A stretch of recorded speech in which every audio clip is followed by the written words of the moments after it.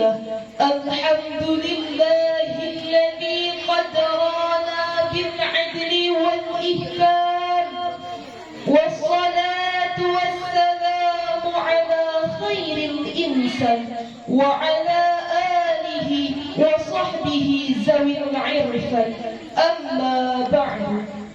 Penghormatan kami kepada Ayah Tepin Raya selaku pimpinan Jayah YPI Darul Saadah Pusat Tepin Raya, dan penghormatan kami kepada pucuk pimpinan Jayah YPI Darul Saadah Aceh Cabang Langkat Kabupaten Pidi yang telah menyelenggarakan milad Darul Saadah yang ke-55, dan penghormatan kami kepada seluruh pimpinan Darul Saadah baik dari tingkat cabang, asjadi maupun isyrafi, dan penghormatan kami juga kepada Dewan Hakim dengan tinta keadilannya, Dewan Hakim yang bijaksana, hadirin hadirah yang kami muliakan. Melihat kehidupan remaja-remaja zaman sekarang cukup banyak yang terobsesi dengan kesibukan duniawi, sehingga mereka lupa dengan tugas mereka untuk menjadi generasi pemimpin yang adil dan bijaksana yang selalu mengutamakan kesejahteraan rakyatnya. Maka dari itu, pada kesempatan kali ini, izinkan kami untuk membawakan sebuah syarhil Quran yang berjudul Remaja dan Pemuda sebagai Generasi Penerus Bangsa. Hadirin, bergegaslah menggemukkan yang lurus, mengubah yang bengkok supaya lurus, lahirkan keindahan di tengah lantaran noda dan dosa. Sudah beramat sangat manusia terlena, banyak lalai dan terpesona oleh pandangan mata yang mudah dibujuk terpedaya dari pandangan yang syarat dengan godaan, sehingga begitu banyak sudah yang terjebak terjatuh dalam pelukan negara murka. Ada yang dilalaikan oleh warisan yang berlimpah yang ditinggalkan ayah bundanya. Ada juga yang hanyut dalam arus modernisasi yang terkadang menyesatkan, menenggelamkan siapa saja yang minim iman dan akhlak. Sejujurnya, wahai kaum muslimin muslimat, khususnya para orang tua, pemimpin dan calon pemimpin, perhatikanlah surah An-Nisa ayat 9 yang berbunyi A'udzu billahi minasyaitonir rajim.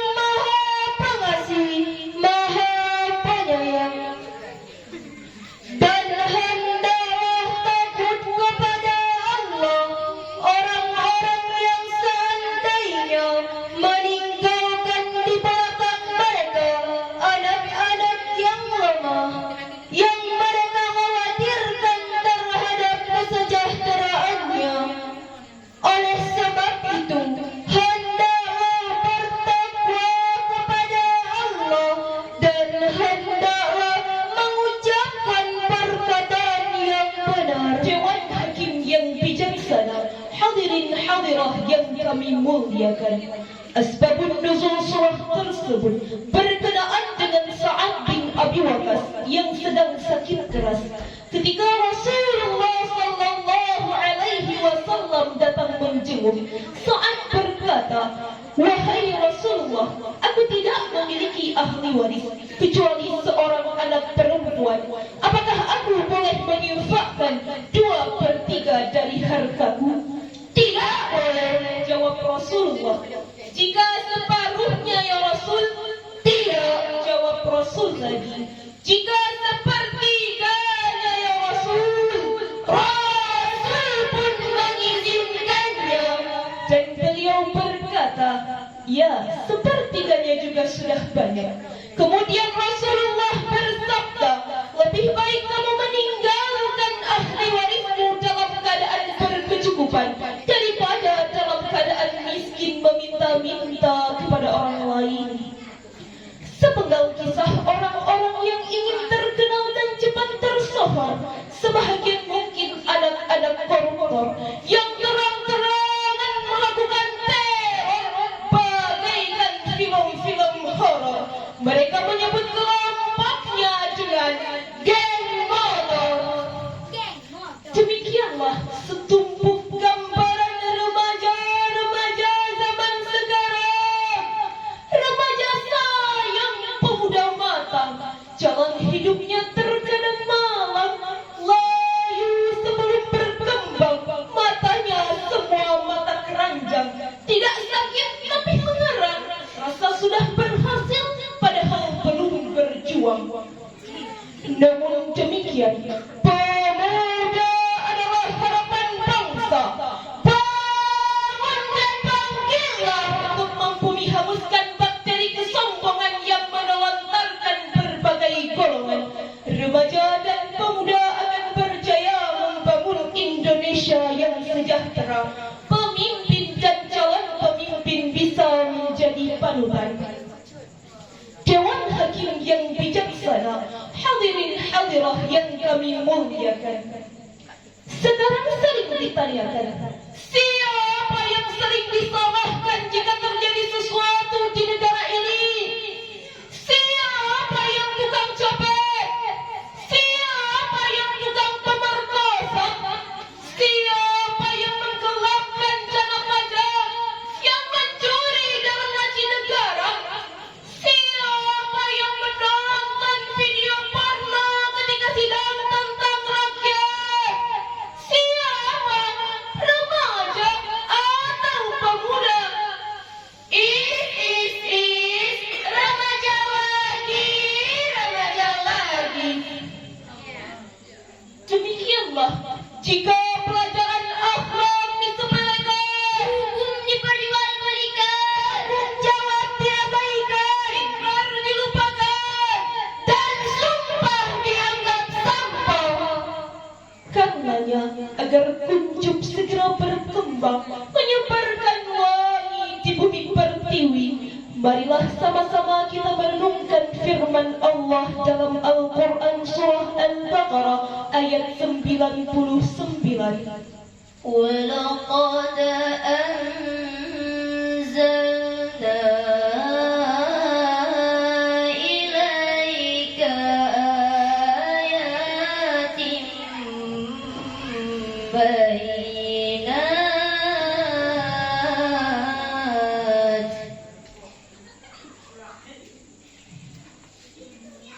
وَمَا يَكْفُرُ بِهَا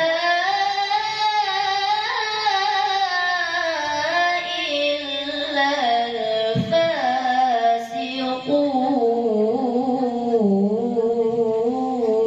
الْفَاسِقُونَ. Dan sungguh kami telah menurunkan ayat-ayat yang jelas kepadamu Muhammad, dan tidaklah ada yang mengingkarinya selain orang-orang fasik. Dewan Hakim yang bijaksana, hadirin hadirah yang kami muliakan, demikianlah yang dapat kami sampaikan. Namun sebelum kami mengakhiri, dapatlah kita ambil sekelumit kesimpulan. Sekarang tak ada lagi masa untuk saling menyalahkan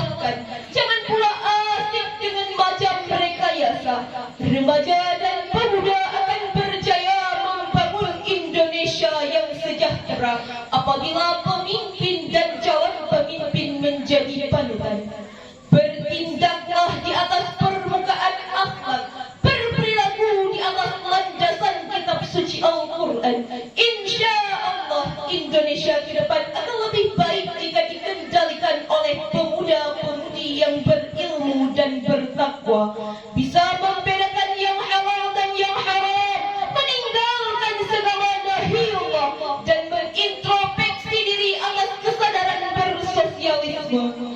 Bersama-sama kita menghormati yang lebih tua, menyayangi yang lebih muda. Mudah-mudahan kita dapat hidup dengan tentram, nyaman dan damai, karena kita selalu mengutamakan keimanan dan ketakwaan kepada Allah dengan melanjutkan perjuangan Rasulullah dalam memperjuangkan agama Allah. Apalah jadi dunia ini jika remaja dan pemuda tidak memiliki akhlakul karimah? Jangan harap Indonesia akan sejahtera. Maka dari itu, jadilah generasi yang disegani oleh bawahan, bukan ditakuti karena ketakutan. Sampai disinilah pertemuan kita pada malam ini. Kami dari grup Syarhil Quran Al-Hadi, utusan daerah YPI Darussalam dan cabang Gampang Tengah ingin mengundurkan diri. Terima kasih atas segala perhatian. Mohon maaf atas segala kekurangan. Akhirul kalam. Sadaqallahul